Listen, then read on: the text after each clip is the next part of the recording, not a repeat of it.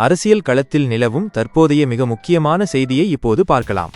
வரும் ஜனவரி மாதம் 5ஆம் தேதி தஞ்சாவூரில் அம்மா மக்கள் முன்னேற்றக் கழகத்தின் செயற்குழு மற்றும் பொதுக்குழு கூட்டம் நடைபெறும் என்று அக்கட்சியின் பொதுச் செயலாளர் டிடிவி தினகரன் அதிகாரப்பூர்வமாக அறிவித்துள்ளார்.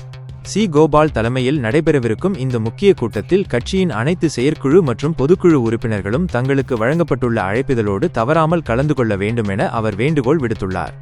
வருகின்ற நாடாளுமன்ற தேர்தல் களம் சூடுபிடித்துள்ள நிலையில் இந்த கூட்டம் அரசியல் வட்டாரத்தில் பெரும் எதிர்பார்ப்பை ஏற்படுத்தியுள்ளது.